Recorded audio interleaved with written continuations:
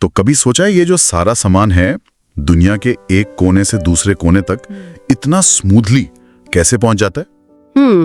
ये है लॉजिस्टिक्स का जादू। एक ऐसी इंडस्ट्री जो 2025 तक 14 ट्रिलियन 14 खरब यूएस डॉलर से भी बड़ी होने का अनुमान है। वाओ, 14 खरब डॉलर्स, बहुत बड़ा स्केल है ये तो। हाँ, एक काफी कॉम्प्लेक्स मतलब इंटरकनेक्टेड मशीन की तरह। आज हम इसी लॉजिस्टिक्स की दुनिया की गहरी परतों को खोलेंगे। हमारे पास कुछ सोर्सेज हैं, अलग अलग आर्टिकल्स, कुछ रिसर्च नोट्स, सही, जो लॉजिस्टिक्स इंटरव्यूज से लेकर टीम मैनेजमेंट, टेक्नोलॉजी और इस फील्ड के चैलेंजेस तक मतलब सब कुछ कवर करते हैं। बिल्कुल। और ये सोर्सेज लॉजिस्टिक्स के कई अलग अलग एंगल्स को छूते हैं। Right. तो हमारा काम है इन सब में से सबसे जरूरी जो काम की बातें हैं, इनसाइट्स हैं, उनको निकालकर सामने रखना। एग्जैक्टली। ये डिस्कशन उन सब के लिए मुझे लगता है काम की होगी जो इस डायनामिक फील्ड को बेहतर समझना चाहते हैं। चाहे वो जॉब इंटरव्यू की तैयारी में लगे हों, या शायद अपनी टीम को और इफेक्टिव बनाना चाहते हों, या बस क्यूरियस हो कि ये सेक्टर चलता कैसे है। तो देखते हैं कि इस विशाल इंडस्ट्री की मशीन चलती कैसे है। शुरुआत कहाँ से करें? एक कॉमन कंफ्यूजन से करते हैं। अच्छा, कौन सी कंफ्यूजन? अक्सर लोग लॉजिस्टिक्स और सप्लाई चेन मैनेजमेंट, SCM जिसे कहते हैं, उसको एक ही चीज मान लेते हैं। पर सोर्सेज क्लियर करते हैं कि लॉजिस्टिक्स जो है वो मूल रूप से सामान के फिजिकल मूवमेंट पर फोकस करता है। हाँ, मतलब चीजों को एक जगह से दूसरी जगह पहुंचाना, ट्रांसपोर्ट करना, स्टोर करना, ये सब। जबकि SCM जो है वो उसका दायरा बहुत बड़ा है। अच्छा, मतलब रॉ मटेरियल सोर्सिंग से लेकर फाइनल कस्टमर डिलीवरी तक सब कुछ उसमें आ जाता है। Got it. तो लॉजिस्टिक्स SCM का एक इम्पॉर्टेंट हिस्सा है, पर SCM उससे बड़ा कॉन्सेप्ट है। ये बुनियादी फर्क समझना जरूरी है, खासकर अगर कोई इस फील्ड में आ रहा है। हाँ, इंटरव्यूज में पूछ सकते हैं ये। एग्जैक्टली। और आम तौर पर इंटरव्यूज में ट्रांसपोर्ट मोड्स के बारे में भी पूछा जाता है, जैसे रोड, एयर, ओशन, रेल। हाँ, ये तो कॉमन सवाल है। हाँ, और हर मोड की अपनी खासियत है, अपनी लिमिटेशंस भी हैं। कॉस्ट के हिसाब से, स्पीड के हिसाब से, कितना सामान ले जा सकते हैं, कैपेसिटी के हिसाब से। तो इनका सही मिक्स चुनना जरूरी है एफिशिएंसी के लिए। बिल्कुल। और एफिशिएंसी नापने के लिए क्या इस्तेमाल होता है? KPIs, की परफॉर्मेंस इंडिकेटर्स। हाँ, KPIs, ये सिर्फ फैंसी टर्म्स नहीं है ना? हाँ, सोर्सेज में कुछ खास KPIs का जिक्र है, जैसे ऑन टाइम डिलीवरी। सबसे इम्पोर्टेंट शायद, क्या सामान वक्त पर पहुंचा। हाँ, फिर इन्वेंट्री टर्नओवर, माल कितनी तेजी से निकल रहा है, ट्रांसपोर्टेशन कॉस्ट्स, खर्चा कितना आ रहा है, और डैमेज रेट्स भी। Damage rates, right. कितना सामान रास्ते में खराब हुआ। ये मैट्रिक्स, जैसे आपने कहा, बिजनेस की हेल्थ का एक तरह से एक्सरे है। सही, हेल्थ इंडिकेटर्स। बिल्कुल। ये KPI सिर्फ नंबर्स नहीं है, ये सीधे बिजनेस रिजल्ट्स से जुड़े हैं। अगर ऑन टाइम डिलीवरी खराब है तो कस्टमर ना खुश, ट्रांसपोर्ट कॉस्ट ज्यादा है तो प्रॉफिट कम। और इन सब को ट्रैक करने के लिए, मैनेज करने के लिए सॉफ्टवेयर का रोल बहुत बड़ा है, जैसे वेयरहाउस मैनेजमेंट सिस्टम्स WMS, अच्छा। ट्रांसपोर्टेशन मैनेजमेंट सिस्टम्स TMS, और कस्टम्स क्लियरेंस सॉफ्टवेयर भी इंटरनेशनल ट्रेड के लिए। तो टेक्नोलॉजी यहाँ परफॉर्मेंस बढ़ाने का एक जरूरी टूल है। डेफिनेटली। अब थोड़ा स्पेसिफिक होते हैं। इंटरव्यूज में कुछ टेक्निकल टर्म्स भी आ सकते हैं। एक सोर्स में डेड वेट टनेज या DWT का जिक्र है। ये क्या चीज है? DWT, मैंने सुना है ये शिपिंग से रिलेटेड है। हाँ, बिल्कुल। ये एक जहाज की टोटल कैरिंग कैपेसिटी है। सिर्फ कार्गो नहीं, बल्कि फ्यूल, पानी, क्रू, उनका सामान सब मिलाकर। मतलब जहाज कितना मैक्सिमम वेट सेफली उठा सकता है। पोर्ट अथॉरिटीज और शिपिंग कंपनीज के लिए ये क्रिटिकल इंफॉर्मेशन है। अच्छा, तो ये सेफ लोडिंग लिमिट जैसा हुआ। इंटरेस्टिंग। Yes. एक और टर्म है एंटी डंपिंग ड्यूटी, ADD। ये क्या है? ADD, ये इंटरनेशनल ट्रेड से जुड़ा है।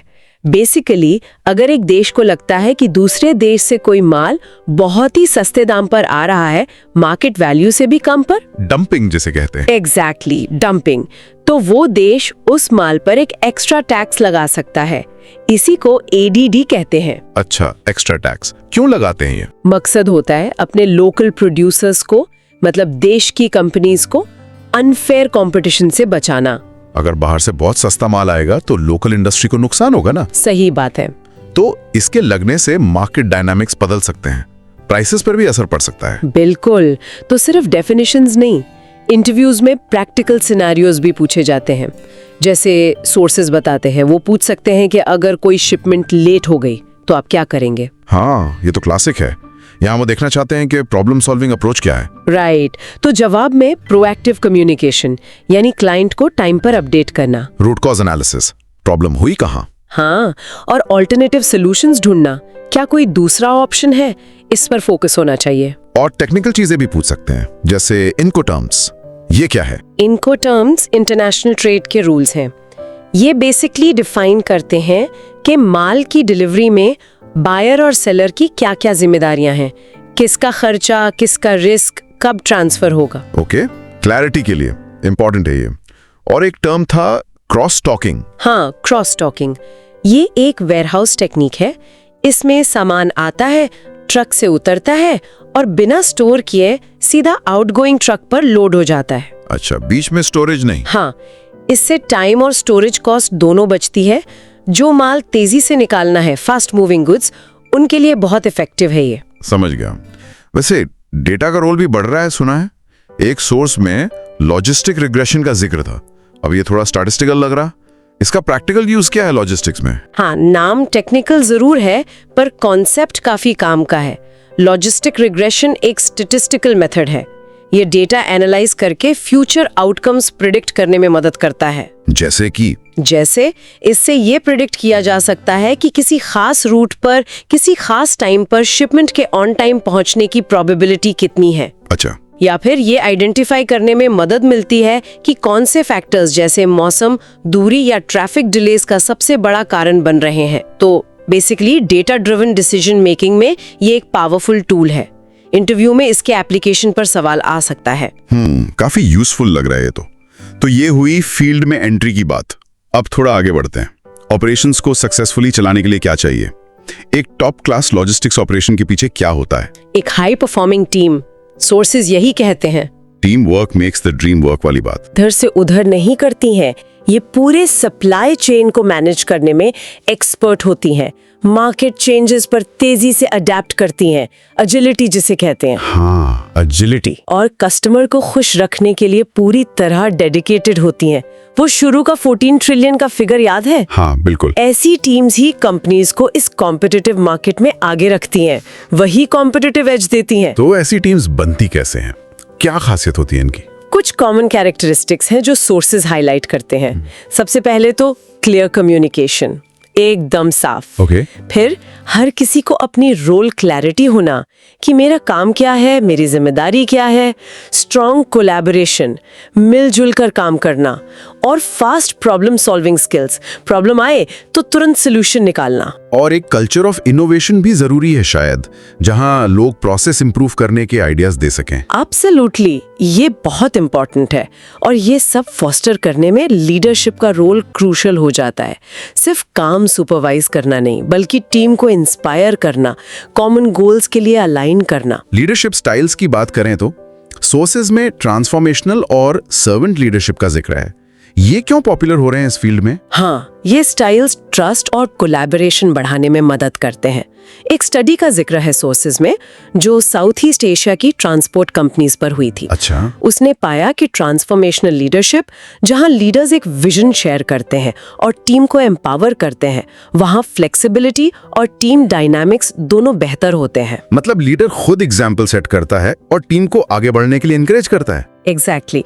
ऐसे लीडर्स क्लियर एक्सपेक्टेशन सेट करते हैं, रेगुलर फीडबैक देते हैं और ओपन कम्युनिकेशन को बढ़ावा देते हैं। एक कोट है जैक वेल्च का, शायद आपने सुना हो। हाँ। एक ऑर्गेनाइजेशन की सीखने और उस लर्निंग को तेजी से एक्शन में बदलने की एबिलिटी ही अल्टीमेट कंपेटिटिव एडवांटेज है। ये लॉजिस्टिक्स टीम्स पर एकदम सही बैठता है। हमेशा सीखते रहना और अडेप्ट करते रहना। वाह, क्या बात है। तो इफेक्टिव लीडरशिप के साथ साथ टीम के लिए क्लियर गोल्स और उन्हें मेजर करने के लिए सही मेट्रिक्स, यानी वही KPIs सेट करना भी जरूरी होगा। बिल्कुल। गोल्स जैसे डिलीवरी टाइम इंप्रूव करना है, या ऑर्डर एक्यूरेसी बढ़ानी है, या कस्टमर सेटिस्फैक्शन स्कोर ऊपर ले जाना है, और इनको कंसिस्टेंटली ट्रैक करना, मॉनिटर करना। राइट। एक केस स्टडी बताती है कि स्ट्रक्चर्ड KPIs लागू करने से ऑपरेशनल एफिशिएंसी में काफी सुधार आता है। और परफॉर्मेंस में फर्क कितना हो सकता है, इसका एक बड़ा इंटरेस्टिंग डेटा पॉइंट है सोर्स में। अच्छा, क्या है वो? टॉप परफॉर्मर्स के लिए गलती सुधारने का कॉस्ट $20 पर आवर तक हो सकता है, जबकि स्टैंडर्ड परफॉर्मर्स के लिए ये सिर्फ $0.33 पर यूनिट पर मिनट है। इतना बड़ा फर्क? मतलब एफिशिएंसी का सीधा कनेक्शन कॉस्ट सेविंग से है? एग्जैक्टली। और एफिशिएंसी के लिए एक और चीज बहुत जरूरी है, कोलैबोरेशन। मिलजुल कर काम करना। लेकिन क्या ये हमेशा होता है? यही तो बात है। स्टडीज दिखाती हैं कि जो टीम्स अच्छे से कोलैबोरेट करती हैं, उनके प्रोजेक्ट्स टाइम पर कंप्लीट होने की पॉसिबिलिटी 33% ज्यादा होती है। 33%? ये तो सिग्निफिकेंट है। हाँ, लेकिन एक सर्वे में 39% वर्कर्स ने माना कि उनके ऑर्गेनाइजेशन में लोग उतना कोऑपरेट नहीं करते जितना करना चाहिए। ओह, तो मतलब कोलैबोरेशन को एक्टिवली फॉस्टर करना पड़ता है, वो अपने आप नहीं होता। सही कहा। इसके लिए क्लियर रोल्स डिफाइन करना, रेगुलर फीडबैक देना और हर किसी के कंट्रीब्यूशन को वैल्यू देना, रिकॉग्नाइज करना, ये सब जरूरी है। लेकिन टीम्स को हमेशा हाई परफॉर्मिंग बनाए रखना भी तो एक चैलेंज है। लोग आते जाते रहते हैं, मार्केट बदलता रहता है, कंटिन्यूअस एफर्ट चाहिए होगा। बिल्कुल सही पॉइंट है। इसका जवाब है कंटिन्यूअस ट्रेनिंग और डेवलपमेंट में इन्वेस्ट करना, सिर्फ टेक्निकल स्किल्स नहीं। हाँ, सॉफ्टवेयर ट्रेनिंग वगैरह तो होती होगी। वो तो है ही, लेकिन उसके अलावा क्रॉस ट्रेनिंग भी जरूरी है, ताकि लोग वर्सेटाइल बने, अलग अलग रोल संभाल सकें। और soft skills, communication, team work, problem solving, ये भी उतने ही इम्पोर्टेंट है। राइट, सॉफ्ट स्किल्स बढ़ रहा है बहुत। इसलिए टीम्स को इस स्पेस के लिए तैयार रहना होगा। और हाँ, एक और चीज, अच्छे काम को रिकॉग्नाइज करना ना भूलें। Recognition, appreciation. हाँ। रिसर्च कहती है कि 88% एम्प्लॉइज मानते हैं कि रिकग्निशन उन्हें कंपनी में रुकने और दूसरों को रेफर करने के लिए मोटिवेट करता है। 88%, ये तो बहुत हाई है। हाँ, तो चाहे वो पब्लिक में तारीफ हो, परफॉर्मेंस बोनस हो या नए स्किल सीखने का मौका दिया जाए, ये सब मोराल और लॉयल्टी दोनों बढ़ाता है। ये सब तो हुई टीम को स्ट्रांग बनाने की बात, लेकिन प्रैक्टिकली देखें तो लॉजिस्टिक्स में चैलेंजेस भी कम नहीं है। सोर्सेज किन कॉमन प्रॉब्लम्स का जिक्र करते हैं? चैलेंजेस तो काफी हैं। एक तो बढ़ते ट्रांसपोर्टेशन कॉस्ट्स, फ्यूल महंगा हो रहा है, ड्राइवर्स की कमी है, ये एक बड़ा सरदर्द है। सुना, ड्राइवर शॉर्टेज काफी सीरियस इशू है ग्लोबली। हाँ बिल्कुल। फिर लेबर शॉर्टेजेस भी एक मुद्दा है, वेयर हाउसेज में, दूसरी जगहों पर। फिर कॉम्प्लेक्स गवर्नमेंट रेगुलेशंस हैं जिन्हें फॉलो करना जरूरी है। कंप्लायंस का इशू रहता है, वरना पेनल्टी लग सकती है। और टेक्नोलॉजी, वो चैलेंज कैसे? टेक्नोलॉजी को इम्प्लीमेंट करना और फिर उसको ठीक से मैनेज करना भी अपने आप में एक चैलेंज हो सकता है। सही टेक्नोलॉजी चुनना, टीम को ट्रेन करना, उसको इंटीग्रेट करना। ओके। और कस्टमर सर्विस? वो तो हमेशा ही प्रायोरिटी रहती है। आजकल सिर्फ सामान टाइम पर पहुंचाना काफी नहीं है। क्लाइंट की एक्सपेक्टेशन से आगे जाना, उन्हें प्रोएक्टिवली इन्फॉर्म्ड रखना, सही डॉक्यूमेंट्स टाइम पर देना, ये सब भी काउंट करता है। तो इन चैलेंजेस से निपटने के लिए स्ट्रैटेजीज क्या हैं? क्या सोर्सेज कुछ प्रैक्टिकल सॉल्यूशंस बताते हैं? हाँ, प्रोएक्टिव अप्रोच जरूरी है। पैसिव रहने से काम नहीं चलता। स्ट्रैटेजीज में शामिल है सप्लाई चेन को और एफिशिएंट बनाना, स्ट्रीमलाइन करना, एफिशिएंसी बढ़ाना। हाँ, मॉडर्न टेक्नोलॉजी का सही इस्तेमाल करना, जैसे अच्छा लॉजिस्टिक्स सॉफ्टवेयर यूज करना, क्लाउड सर्विसेज यूज करना। कई companies third party logistics providers यानी 3PLs के साथ पार्टनरशिप करती हैं। 3PLs वो क्या करते हैं? वो लॉजिस्टिक्स के स्पेसिफिक एरियाज में एक्सपर्ट होते हैं, जैसे वेयर हाउसिंग या ट्रांसपोर्टेशन।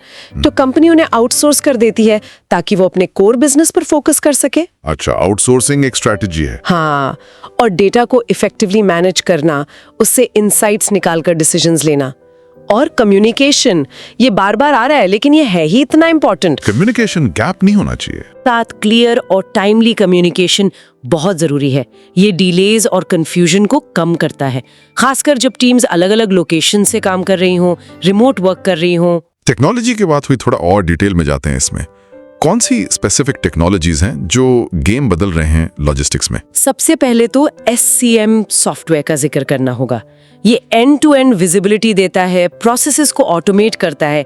इससे एफिशिएंसी बढ़ती है, गलतियां कम होती हैं और कॉस्ट भी बचती है। मतलब फोरकास्टिंग से लेकर ट्रांसपोर्ट मैनेजमेंट तक सब एक जगह इंटीग्रेट हो सकता है। हाँ, काफी हद तक। फिर GPS और ट्रैकिंग टूल्स, ये तो अब स्टैंडर्ड हो गया है। रियल टाइम में पता चलता है कि शिपमेंट कहाँ है। हाँ, ये ट्रांसपेरेंसी कस्टमर और सप्लायर दोनों के लिए अच्छी है। बिल्कुल, वेयरहाउस ऑपरेशंस में भी इनका यूज होता है। ड्रोन्स का भी जिक्र था सोर्सेज में, वो कैसे यूज हो रहे हैं? अभी भी टॉयज ही हैं या? नहीं, अब सिर्फ टॉयज नहीं है, इंडस्ट्रियल एप्लीकेशंस बढ़ रहे हैं। बड़े एरियाज को सर्वे करने में, कंस्ट्रक्शन साइट्स मॉनिटर करने में और कुछ केसेस में तो वेयरहाउस के अंदर इन्वेंट्री चेक करने में भी ड्रोन्स का इस्तेमाल हो रहा है। इन्वेंट्री चेक में? इंटरेस्टिंग। डिलीवरी के लिए भी सुना था?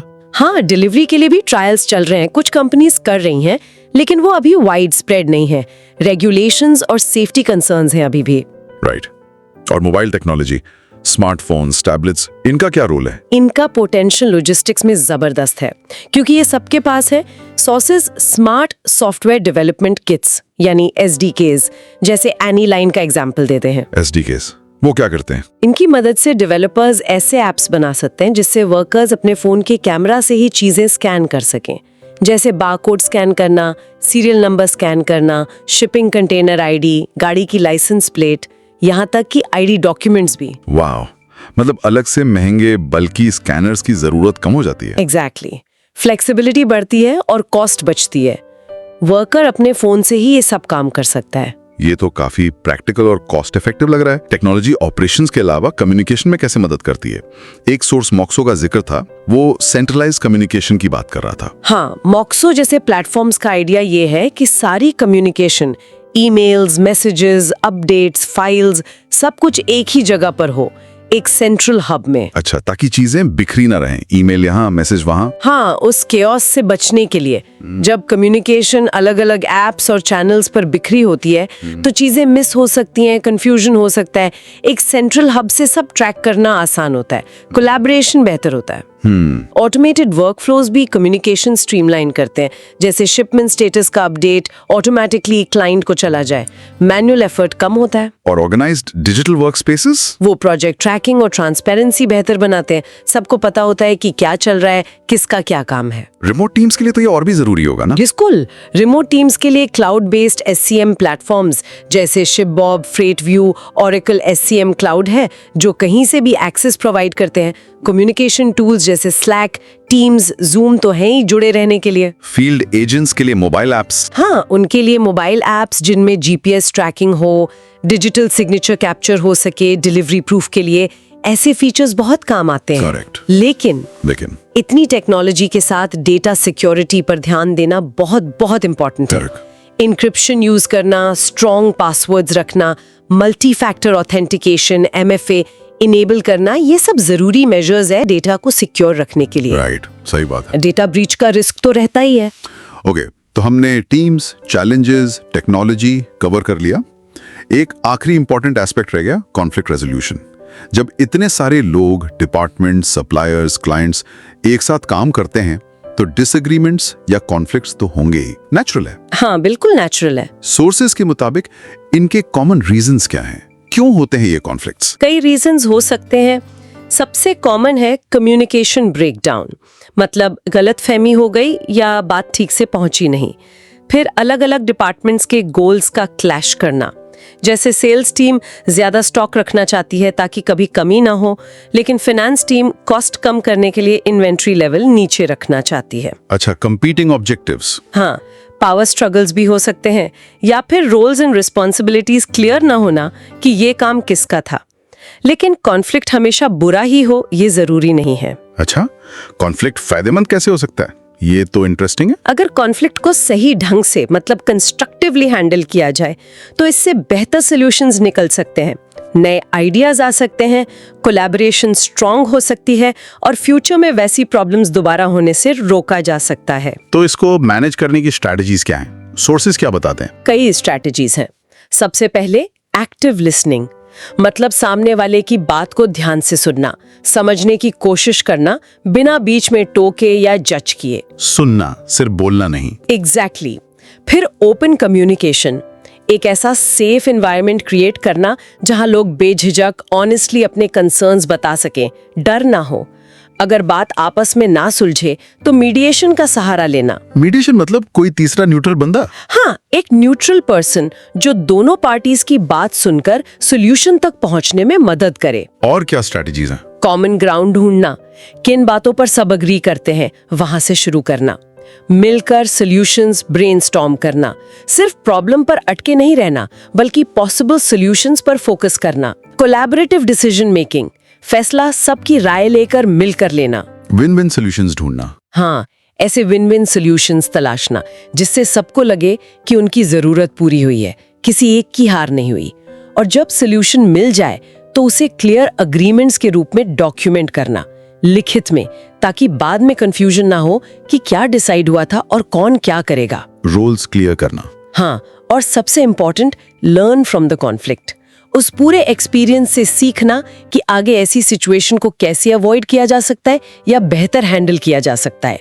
ये सब फिर से वही लीडरशिप और कम्युनिकेशन स्किल्स पर आ जाता है।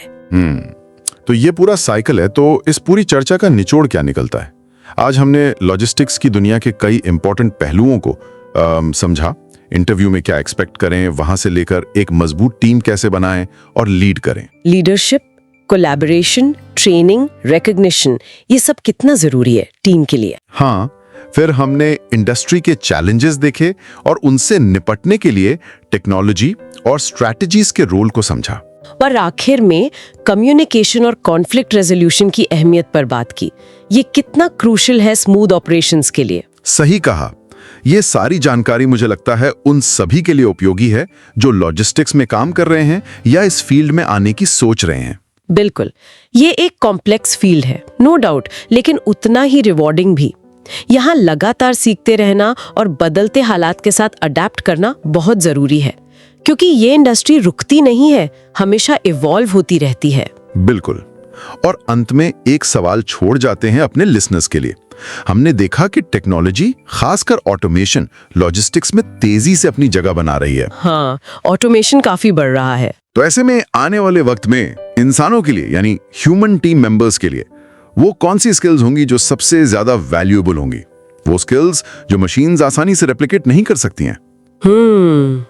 अच्छा सवाल है। क्या वो क्रिटिकल थिंकिंग होगी, क्रिएटिविटी होगी, या कॉम्प्लेक्स प्रॉब्लम सॉल्विंग एबिलिटी, या कुछ और? इस पर जरूर सोचिएगा।